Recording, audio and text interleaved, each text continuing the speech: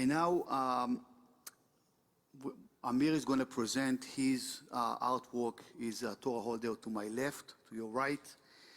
And then Amir will introduce his son, Roy, our guest speaker for tonight. Amir.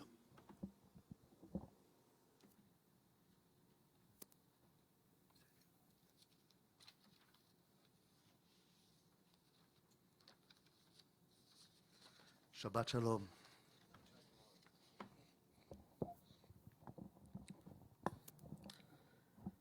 It is a great honor to be here tonight and join the family of congregation Ahavat Olam. Although I'm not a member of the congregation, thanks to my long-lasting, in a way, right?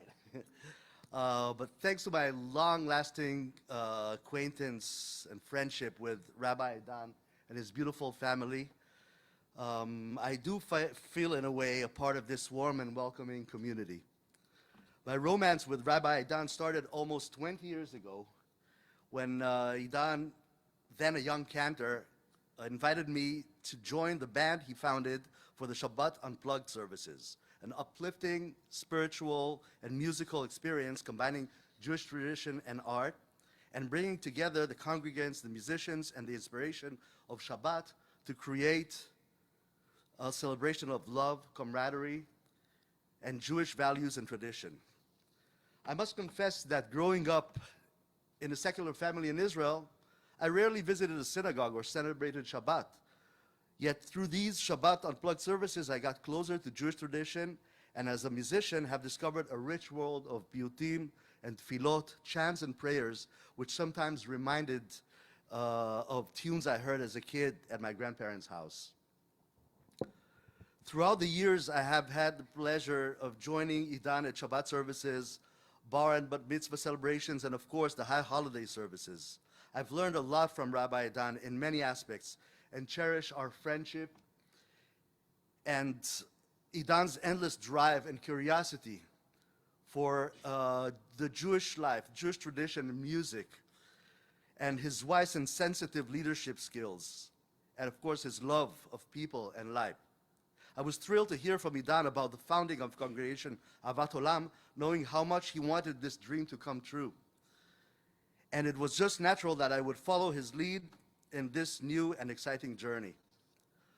When attending my first service at Ahavat Olam, Rabbi Idan told me about the generous donations of the Torah scrolls and Aron HaKodesh to the newborn congregation, yet I noticed that there were no Torah stands and decided that after all the love and care which I received from the people of the congregation, I would love to give something back, and started working on a Torah stand. I finished building the stand in the beginning of October 2023, when the horrific news about the massacre in the southern border of Israel arrived. 5 days later, I was on a flight to Israel to join my family and to be close to our son, Roy, who was deployed on October 7 with his unit, the Paratroopers Reconnaissance Forces. Needless to say, the following months to present days are the most difficult times we have ever experienced in our life, individually, as a family, and as a nation. It is impossible to describe the stress, the agony, the fear, the devastation which fell upon us. I spent 5 months in Israel taking care of my elder parents while dozens of missiles were falling and exploding daily over our heads. I joined thousands of volunteers who brought supplies to soldiers in the front, supplies donated by the Jewish and Israeli communities around the world. The local Boston operation took place at the IAC office in Newton, where my wife Ronit, along with dozens of volunteers, worked around the clock for months to purchase and pack all the essential equipment for the soldiers. 70 suitcases were sent every other day with El Al. We would pick them up at Ben Gurion Airport and immediately deliver them to the IDF troops. We also worked in agriculture in the kibbutzim around the border with Gaza. Farms whose workers were either murdered, kidnapped, or were recruited to fight the Hamas inside Gaza. We were picking tomatoes while loud explosions were heard constantly. The sounds of heavy combats, which took place just 3 miles away, where Roy and his friends were fighting. During all these months, we were worried about Roy and his friends, whom we had little or no contact with, sometimes for weeks. While they were fighting in the heart of Han Yunis, one of the most dangerous and terrorist-infested zones in the Gaza Strip.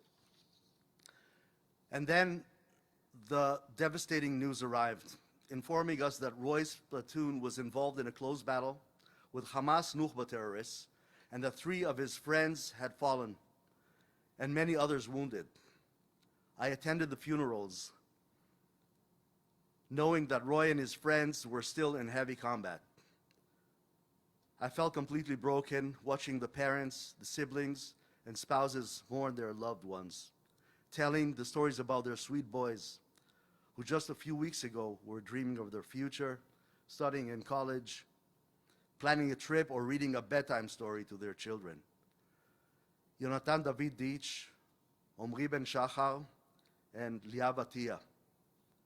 I didn't know them personally, but knowing that they were Roy's brothers in arms, I felt as if they were a part of our own essence and our own destiny, and have sacrificed their lives so that we could carry on, living freely in our beloved motherland. I decided then that the Torah stand which I built will carry on their legacy, a legacy of Jewish and Israeli values of mutual responsibility, bravery, camaraderie, and dedication to everything that keeps the nation of Israel alive, Am Yisrael Chai. Before inviting Roy to share his experience, let me tell you a bit about our boy. Roy was born in Israel, and at the age of 10, when we moved to Newton in 2004. He grew up as a happy Newtonian kid, together with his younger brother, Omer, and quickly acquired the language, met many friends, and enjoyed life in the United States. Nevertheless, we always kept our Israeli identity at home, speaking only Hebrew, while sometimes the kids would tend to go to English, but we insisted that we speak Hebrew at home. We listened to Israeli music, ate hummus, shakshuka, and celebrated the Israeli culture and tradition. Roy, an avid surfer, loves the sea and was always attracted to nature studies. And upon his graduation from Newton High School, he was accepted to study marine biology at the University of Hawaii. Yet, despite this huge opportunity, he decided that it is time for him to reconnect with his Israeli roots and get back to Israel, to join the tribe. He joined Garin Tzabar, a group of Israeli and Jewish American kids who did Aliyah, immigrated together to Israel with the purpose of joining the IDF. They spent a few months volunteering in Kibbutz Maoz Hayim, where they worked in agriculture and prepared for their military service. After going through demanding physical and mental military evaluations, Roy was chosen to join the Paratroopers Reconnaissance Unit, an elite force specializing in combat engineering, a unit where he served for 3.5 years. And upon completing his military service, Roy moved to Tel Aviv, started his academic studies, and like all Israeli veterans, was called annually to serve in the reserve duties. In 2014, they were deployed to take part in protective edge operation in Gaza. During one of their missions, they were called to clear explosive from a building which served as an entrance to one of the Hamas tunnels. During that operation, the building, which was entirely booby-trapped, exploded, killing 4 and injuring 7 members of Roy's platoon. On October 7, 2023, they were called again and served close to 5 months fighting inside Gaza. Since his release from active duty, and especially after returning from Gaza a few months ago, Roy has been dedicated his time and efforts to support lone soldiers, and he will tell you a bit about it. I'd like to invite Roy to share with us his experience and tell us about his friends.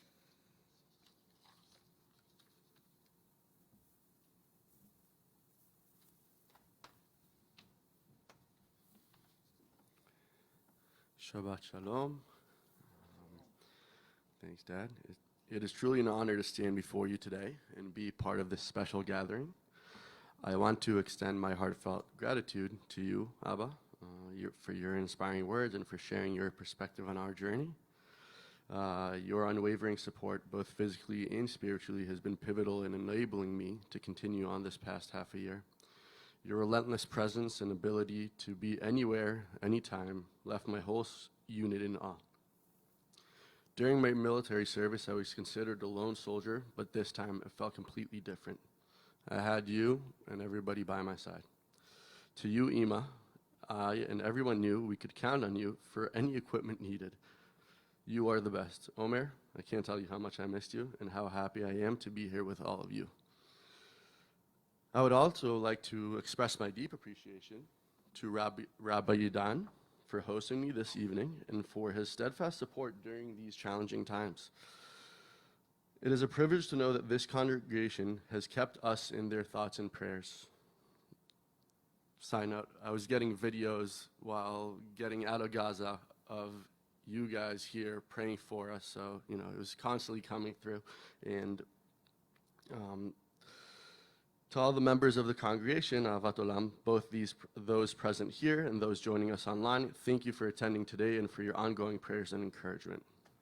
As my father mentioned, I grew up in Boston. From the age of 10, I have a deep affection for this place. However, throughout my life, I have always felt a profound connection to my Israeli roots. When the time came to graduate high school and take a next step in life, I chose to join the military instead of following the path of my friends in college. This decision was driven by my strong bond with the country, its land, its people, its culture that I've cherished all my life. Moving to Israel allowed me to reconnect with a story I grew up hearing about my parents' youth. Living on a kibbutz was a dream come true. After a period in the kibbutz, it was time to enlist in the army. My dream was to join the Israeli Air Force and become a fighter pilot. But after being accepted into pilot school, I was told I had a minor medical issue that wouldn't allow me to fly. So naturally, I became a paratrooper. I enlisted in the paratroopers and tried out for the Special Forces, where I was accepted into a recon unit focused on explosives and demolition. We began our training in March 2013 and finished after a year and 3 months, just as the 3 boys were kidnapped and Operation Brother's Keeper began.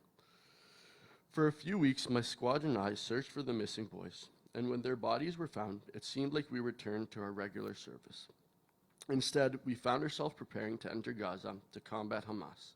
At this time, I was sent to commander school, a tough decision as my squad would enter Khan Yunis while I went to northern Gaza with people I barely knew. One day, while alone on base, after being taken out of Gaza for a short break, my phone rang. One of my squad mates with a choked voice told me, "Roy, sit down." There was an event, an explosion. Paz, Limat, Shachar Dover didn't make it, and many more are injured. In all my thoughts about joining the IDF, I never imagined a moment like this would come. Yet, there I was, 20 years old, losing 3 of my closest friends in battle, and being asked to carry on as if nothing happened. And that's what we did. After 2 months, as our military lives seemed to be getting back to normal, another friend who was severely injured, Shachar Shalev, passed away. Saying goodbye to friends at that age was not easy. And it was even more difficult knowing that on the weekends or any time off, I didn't have my parents to turn to for a hug as they were far away here in the States. In the years following my release from regular service, I began schoolwork and all the usual post-military activities. Yet a part of me felt obligated to act for lone soldiers, and I started working on some projects with friends. We began by building a nonprofit that took lone soldiers on a trip to Poland to connect and deepen their Jewish and Zionistic identity. That initiated another project that involved providing improved accommodation for individuals considered lone soldiers during and after their service. These projects are fully operative today and support many lone soldiers. For the past year and a half, I've been working on a military preparatory program for lone soldiers, guiding them and educating them on navigating life alone at 18, while providing all the necessary emotional support. However, this project was abruptly interrupted on October 7th. I landed from a visit to my parents on October 6th, woke up on Saturday at around 7 a.m. planning to go for a run on the beach, but my phone was blowing up with messages. It seemed like something significant was happening, and soon my phone was flooded with videos and stories of horror. Initially, I couldn't believe it, but it all turned out to be tragically real. By 10 a.m., a picture was starting to form, and by then my bag from military duty was ready. At 11, we got the call and made our way to the base. We got geared up, hopped on the Hummers, yet it seemed that by now there were too many people around and it was too chaotic to go in. So we waited, and we're watching videos of everything that was happening. Only the following morning did we start making our way there. It was catastrophic, to say the least. Miles on end with burnt cars, bodies, and a smell that will forever be scarred in my memory. We went into Kfar Gaza to clear a neighborhood that still had some tears, and did so successfully. For a few more days, we drove around, cleared dangerous areas, and witnessed all the atrocities one could imagine, until they decided it was enough and that we should get to training for the next phase. It was very much unclear what would happen next, so we trained day in and day out. And this time, the emotional state I was in felt like a roller coaster. On one end, we got knocked out of nowhere. There was not a person I knew who didn't know someone who was either killed or taken hostage. Yet being together with all my squad after 7 years was truly special and generated all the strength we needed to continue on the fight. After about a week, we were moved to the north, with some talks of going into operations in Lebanon. I, as the unit's lead navigator, began learning relevant routes to lead the unit in operations. But after a few weeks of training, it seemed we wouldn't have to go through with the mission. So we were living in a tent village, surrounded by apple, kiwi trees, and everything that Israel has to bring forward. Running to natural springs, hanging out, doing jeep trips on the Humvees, and playing guitar all day, just like a camp for adults, with all my brothers around. The whole country had our back, and we felt it every day. Donations of equipment and food were flooding in, truly a breath of fresh air from what we saw in the past, and before we had to get back to work. It was one of the most unforgettable periods of my life. Around November, the ground operation began in Gaza, and we knew we'd be going in at some point. The tension started building, and after about 4 weeks of troops being in Gaza and taking over the northern part into Gaza City, we got our mission to go into Khan Yunis, the southernmost area above Afiyah. As the navigator, I had a significant task ahead of me, to lead 2,000 soldiers on a route that was 3 miles deep in a short time frame to penetrate a school in the dead center of Khan Yunis. And we got to work. On December 5th at 6 a.m., we crossed the fence, moving quickly to our target location so that by 11 p.m. everyone was in position to attack the school. After a chaotic day, being shot at from the moment we crossed the fence, or crossed the borders, we made it on time and took over the school by the following morning, finding mortar shells in a few small tunnels. But this was only the first part of our mission. The following day, we were expected to head out and make our way to the second school, where we knew there was a massive underground tunnel system. On our way to the school, my squad found a tunnel and a rocket launch site, which we were told to blow up. When the secondary squad came to help protect us while we work on the explosives, a sniper hit Jonathan Deitch, a close friend of mine who was killed on the spot. Jonathan was like an older brother to me in the unit. He was a big surfer, and just a day before we went into Gaza, him and I went to our unit commander and asked to get special approval to go surf because there was a little bit of waves and we needed something for our hearts.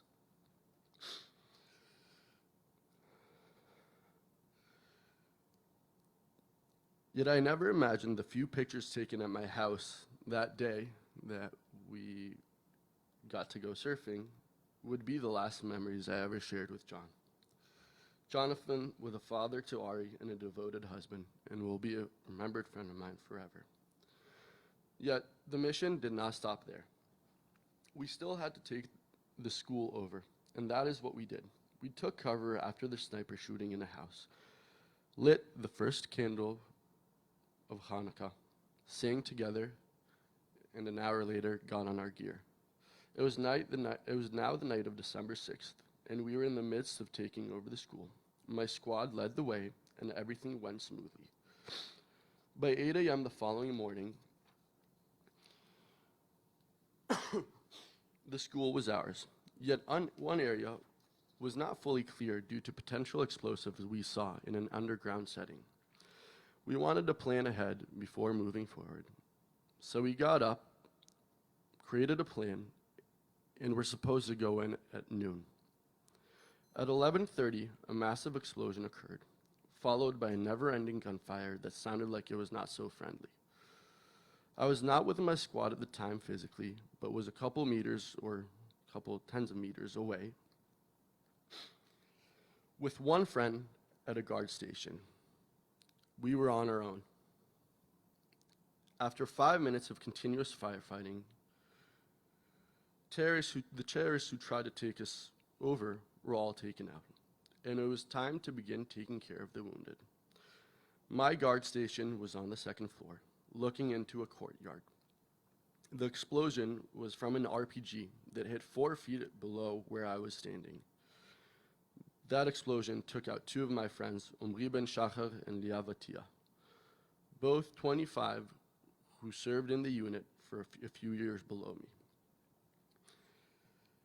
It was a difficult start to know we lost 3 of our friends in the first days of fighting. The morale was low, but we had just begun what was expected to be a few weeks of fighting. Yet these type of events continued occurring, and for the next few days we encountered terrorists almost every day.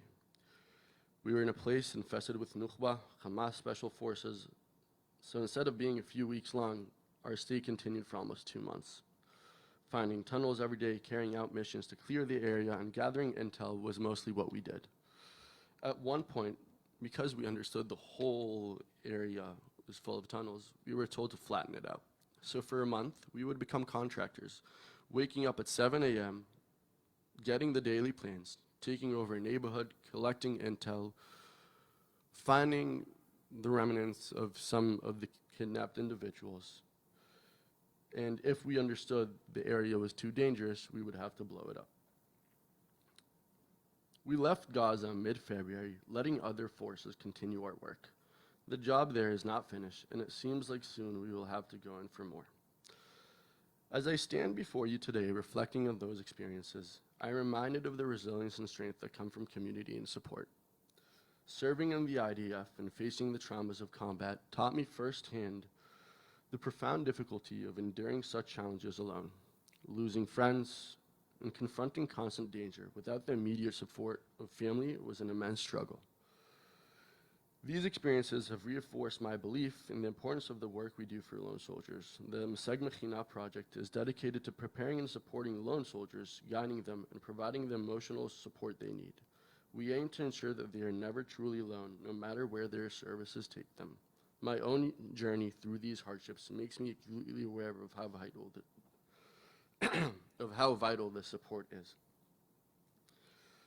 In the face of such adversity, it is our shared hope and commitment that drive us forward. We must look to the future with optimism, striving for peace, and continuing to support those who defend our land.